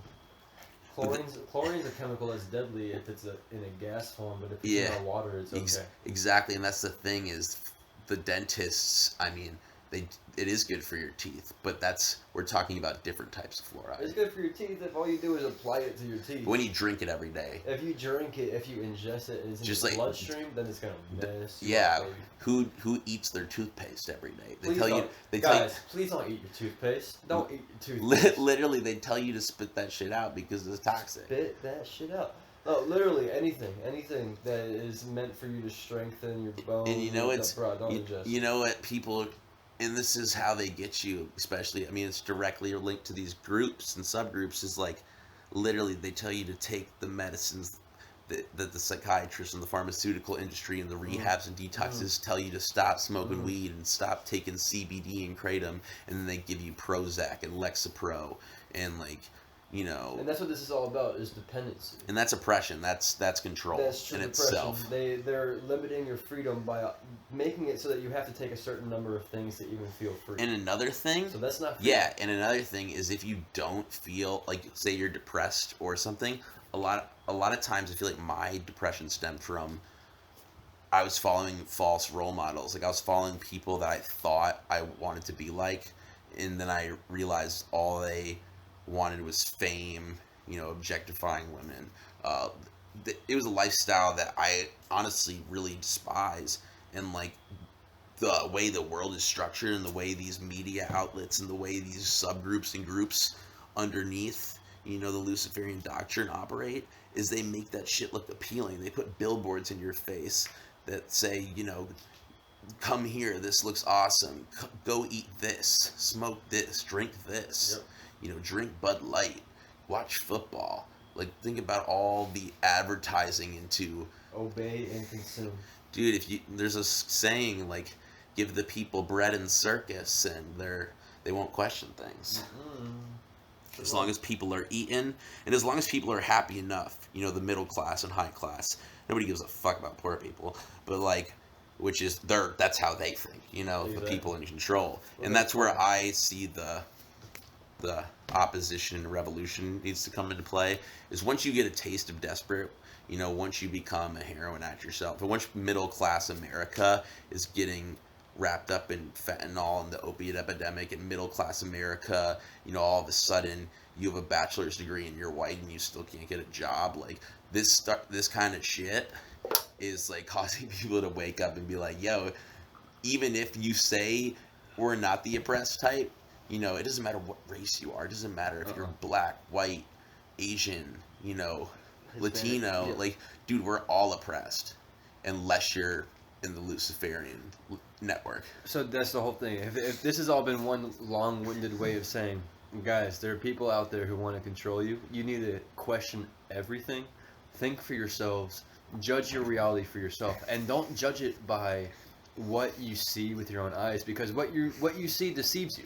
If it's on your TV, if it's anything other than what is actually happening with a person in front of you, don't believe it, because they are in the business of deceiving you. Oh yeah, for sure. They're in the business of making you think certain things in order to get you to live a certain way, which mainly just dictates the fact that you are making money for them.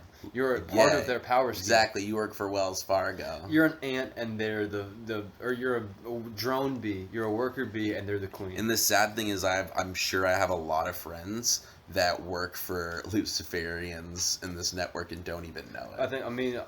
At some point, we all have to be working. I mean, the fact that we get taxed by the federal government means we are exactly. You have to, you know. Yeah. We all do it. Yeah, and it's like, but as long as you do it and recognize it, that's different, because then you can choose which battle to fight and which.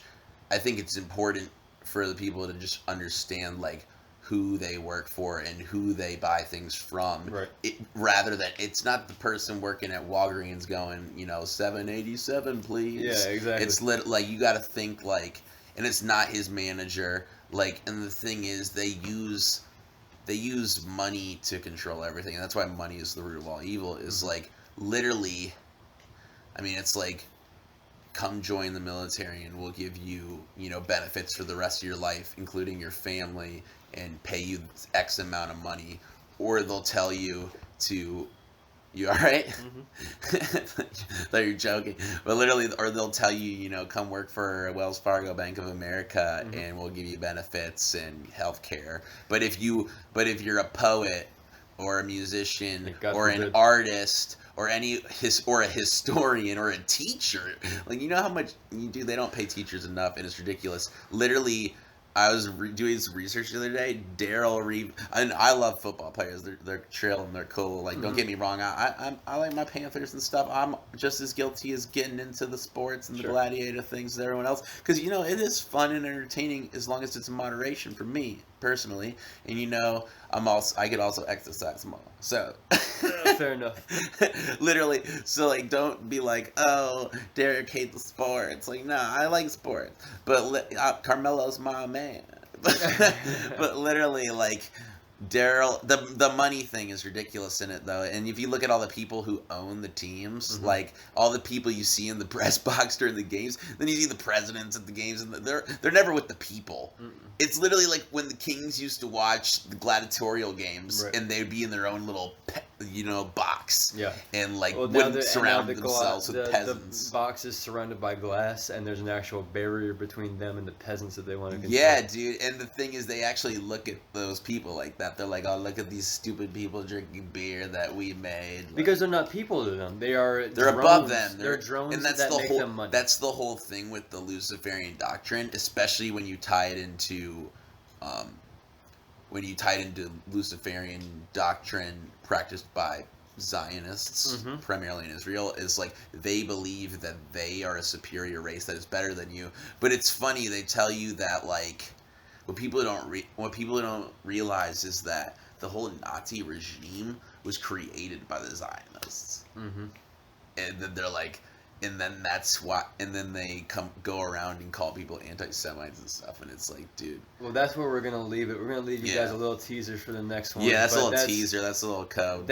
We're getting deep here. But listen, the thing we want to teach you. You're living in this orchestrated society, but please do not feel that way. Please feel like you can go out there and have your own voice, because you really do. They want to take that voice from you, but the more you exercise it, the more you exercise that, the more that you have power, the less it. Yeah, I'm glad you tied that into this, because I think that's really important to have like a positive outlook on this, in a sense that the way I look at it is waking up and finding all this out. It's not a burden. It is a burden to know a lot and to like understand this, but at the same time, once you understand the evil workings of society, you know how to triumph over them, and you also, like, I'm excited for this next path in my life, and in understanding how the world works, because I can navigate it more, strategically, and as well, like, I think our generation, is starting to wake up more, and then on top of that, like, you can find your path towards righteousness in God if you believe in that, like I do. Like, I thought I was lost. I always thought, biblical things and like heaven and hell was mumbo jumbo, and that, they teach you all these things in school that like directly go against that, go against faith and, science and technology. A lot of it is, and we can go into that later, but like, I think it's very important for people to realize that this elite network, they infiltrate everything from secret societies to the church to politics to the media, but there's also good people in all these fields as well. And like, it's not every Freemason is evil, not every church is evil, not every journalist is evil. It's just the people with power and money usually tend to be. So guys, don't be influenced by that. Create your own mind state.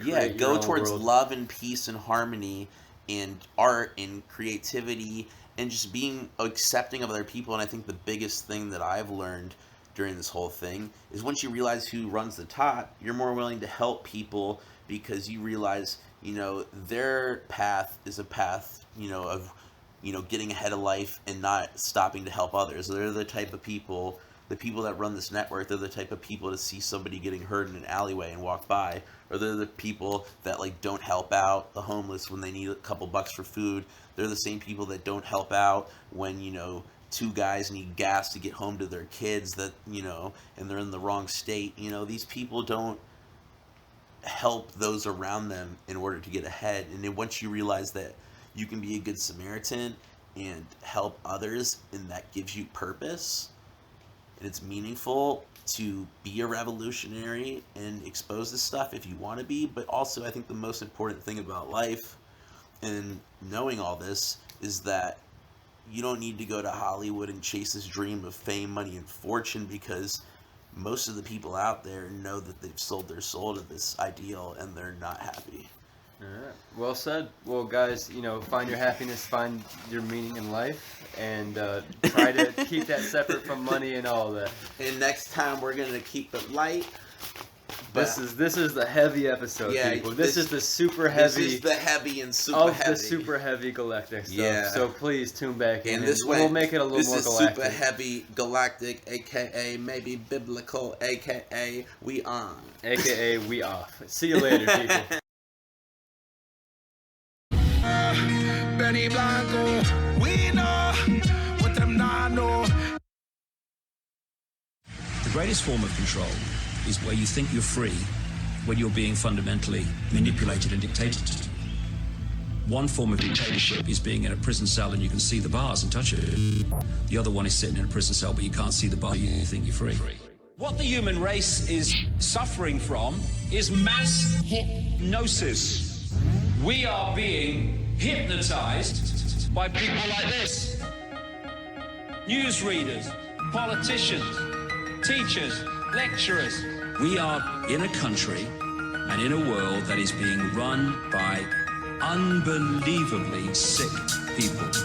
The chasm between what we're told is going on and what is really going on is absolutely enormous.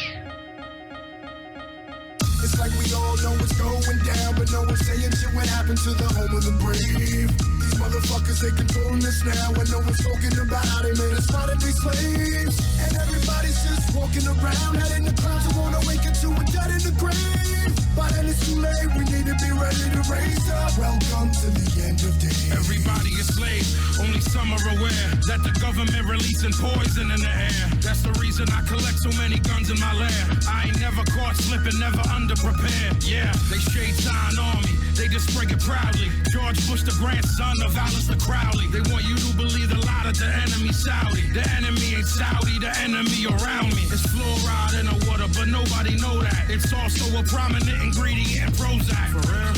How could any government bestow that upon people who believe in political throwback? That's not all that I'm here to present you. I know about the Black Pope and Solomon's Temple. Yeah. About the Vatican assassins and how they will get you. And how they clone Barack Hussein Obama in a test tube. It's like we all know what's going down, but no one's saying shit what happened to the home of the brave. These motherfuckers, they controlling us now, and no one's talking about how they made us modern day slaves. And everybody's just walking around, head in the clouds, and wanna wake up to a dead in the grave. By then it's too late, we need to be ready to raise up. Welcome to the end. Whoever built the pyramids had knowledge of electrical power, and you know that that's the information that they suppress and devour. Who you think the motherfuckers that crashed in the tower? Who you think that made it turn into ash in an hour? The same ones that invaded your own, the ones that never told you about the skeletons on the moon. Yeah, the ones that poison all the food you consume, the ones that never told you about the Mount Vesuvius tombs. Right. The bird flu is a lie, the swine flu is a lie. Why would that even come as a surprise? Yeah, the polio vaccine made you die. It caused cancer and it cost a lot of people their lives. Do y'all know about Bohemian Grove? How the world leaders sacrificing children in robes? Lucifer is God in the public school system. I suggest you open up your ears and you listen. It's like we all know what's going down, but no one's saying shit what happened to the home of the brave. These motherfuckers, they controlling us now, and no one's talking about how they made us modern day slaves. And everybody's just walking around, head in the clouds, and wanna wake up to a dead in the grave. By then it's too late, we need to be ready to raise up. Welcome to the end of days. The greatest hypnotist on planet Earth is a oblong box in the corner of the room. It is constantly telling us what to believe is real. If you can persuade We are the hallucination and sky.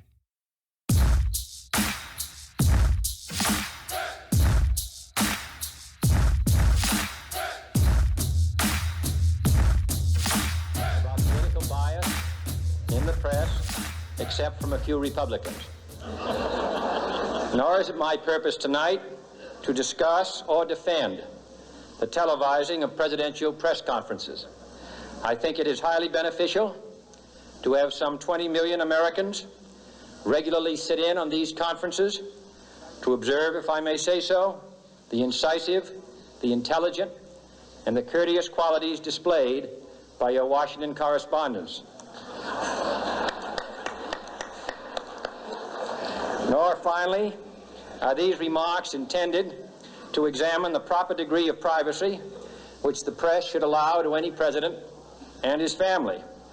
If, in the last few months, your White House reporters and photographers have been attending church services with regularity,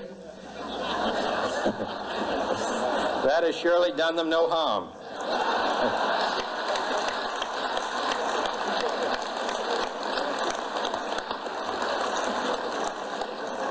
On the other hand, I realize that your staff and wire service photographers may be complaining that they do not enjoy the same green privileges, the local golf courses, which they once did. It is true that my predecessor did not object, as I do, to pictures of one's golfing skill in action, but neither, on the other hand, did he ever be a Secret Service man. My topic tonight is a more sober one, of concern to publishers as well as editors. I want to talk about our common responsibilities in the face of a common danger. The events of recent weeks may have helped to illuminate that challenge for some, but the dimensions of its threat have loomed large on the horizon for many years. Whatever our hopes may be for the future, for reducing this threat or living with it, there is no escaping either the gravity or the totality of its challenge to our survival and to our security.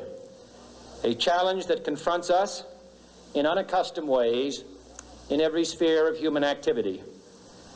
This deadly challenge imposes upon our society two requirements of direct concern, both to the press and to the president.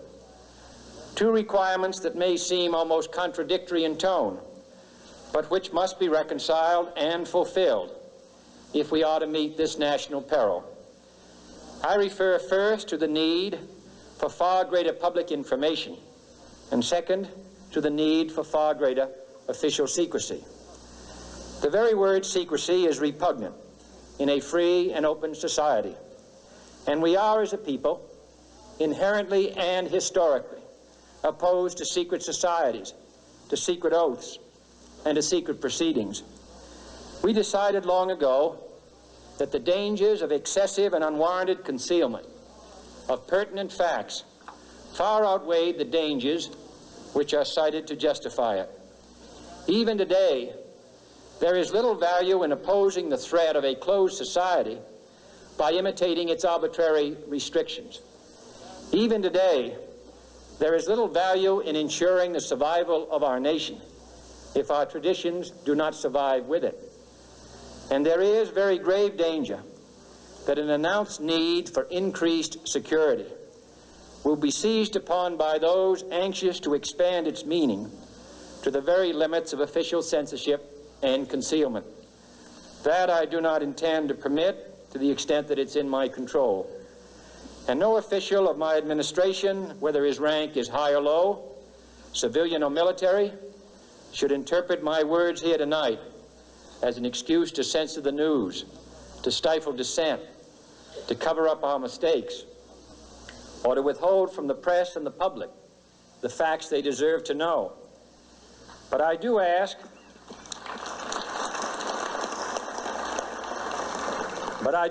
every publisher, every editor, and every newsman in the nation to re-examine his own standards and to recognize the nature of our country's peril.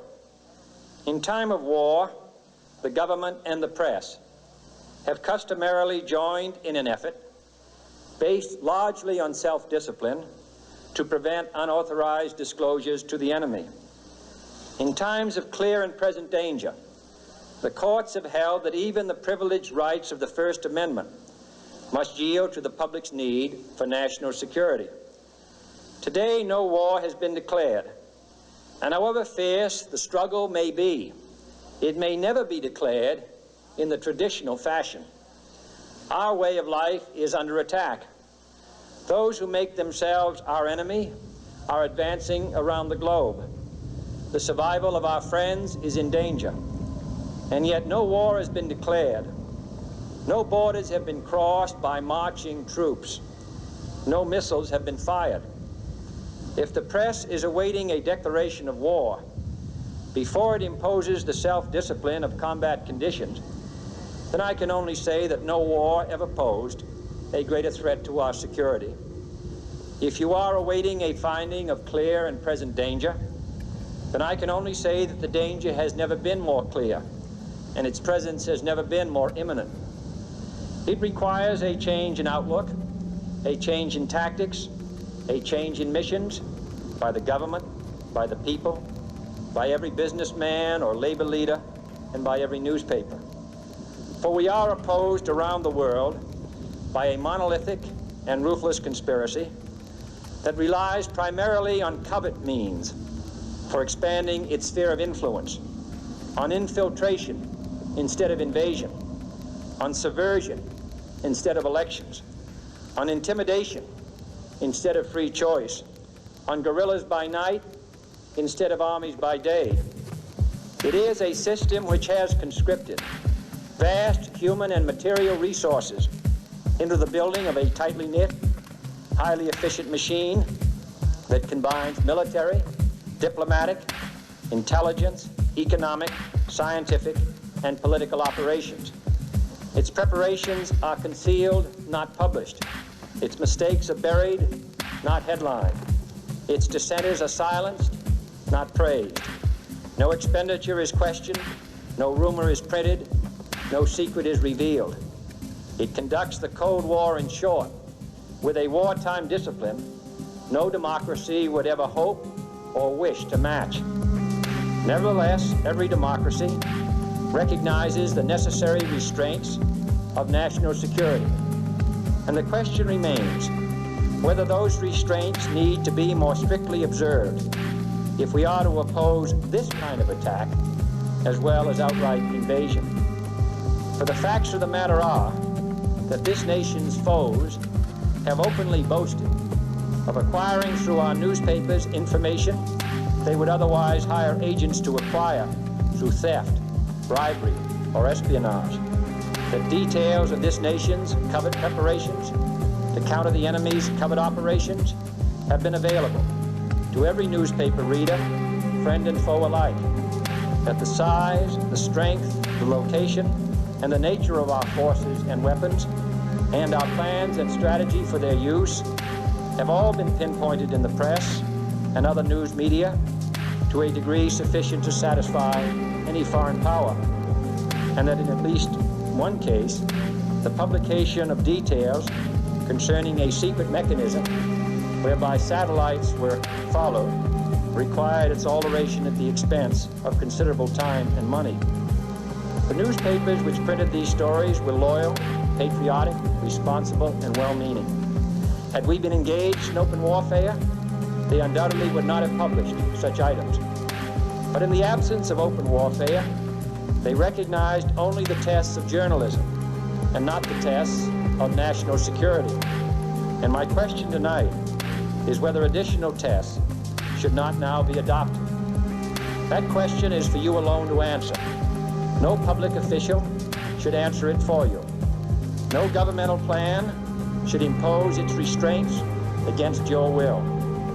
But I would be failing in my duty to the nation in considering all of the responsibilities that we now bear and all of the means at hand to meet those responsibilities if I did not commend this problem to your attention and urge its thoughtful consideration. On many earlier occasions I have said, and your newspapers have constantly said, that these are times that appeal to every citizen's sense of sacrifice and self-discipline. They call out to every citizen to weigh his rights and comforts against his obligations to the common good. I cannot now believe that those citizens who serve in the newspaper business consider themselves exempt from that appeal. I have no intention of establishing a new office of war information to govern the flow of news. I am not suggesting any new forms of censorship or new types of security classifications. I have no easy answer to the dilemma that I have posed and would not seek to impose it if I had one. But I am asking the members of the newspaper profession and the industry in this country to re-examine their own responsibilities, to consider the degree and the nature of the present danger, and to heed the duty of self-restraint, which that danger imposes upon us all. Every newspaper now asks itself, with respect to every story, is it news? All I suggest is that you add the question, is it in the interest of national security? And I hope that every group in America, unions and businessmen and public officials at every level, will ask the same question of their endeavors and subject their actions to this same exacting test. And should the press of America consider and recommend the voluntary assumption of specific new steps or machinery, I can assure you that we will cooperate wholeheartedly with those recommendations. Perhaps there will be no recommendations. Perhaps there is no answer to the dilemma faced by a free and open society in a cold and secret war. In times of peace, any discussion of this subject and any action that results are both painful and without precedent. But this is a time of peace and peril which knows no precedent in history. It is the unprecedented nature of this challenge that also gives rise to your second obligation, an obligation which I share. And that is our obligation to inform and alert the American people, to make certain that they possess all the facts that they need and understand them as well, the perils, the prospects, the purposes of our program, and the choices that we face. No president should fear public scrutiny of his program, for from that scrutiny comes understanding, and from that understanding comes support or opposition, and both are necessary. I am not asking your newspapers to support an administration, but I am asking your help in the tremendous task of informing and alerting the American people. For I have complete confidence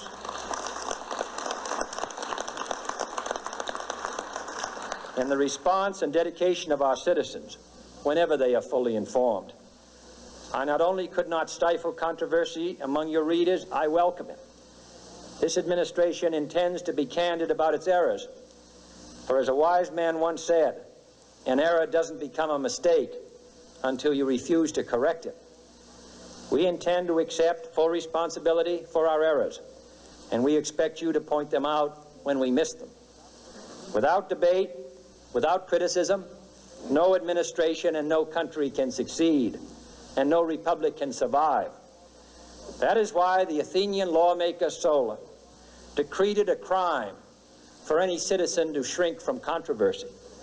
And that is why our press was protected by the First Amendment, the only business in America specifically protected by the Constitution, not primarily to amuse and entertain, not to emphasize the trivial and the sentimental, not to simply give the public what it wants, but to inform, to arouse, to reflect, to state our dangers and our opportunities, to indicate our crises and our choices, to lead, mold, educate, and sometimes even anger public opinion. This means greater coverage and analysis of international news, for it is no longer far away and foreign, but close at hand and local. It means greater attention to improved understanding of the news, as well as improved transmission. And it means, finally, that government at all levels must meet its obligation to provide you with the fullest possible information outside the narrowest limits of national security, and we intend to do it. It was early in the 17th century that Francis Bacon remarked on three recent inventions already transforming the world: the compass, gunpowder, and the printing press. Now the links between the nations, first forged by the compass, have made us all citizens of the world, the hopes and threats of one becoming the hopes and threats of us all. In that one world's effort to live together, the evolution of gunpowder to its ultimate limit has warned mankind of the terrible consequences of failure. And so it is to the printing press, to the recorder of man's deeds, the keeper of his conscience, the courier of his news, that we look for strength and assistance, confident that with your help, man will be what he was born to be, free and independent.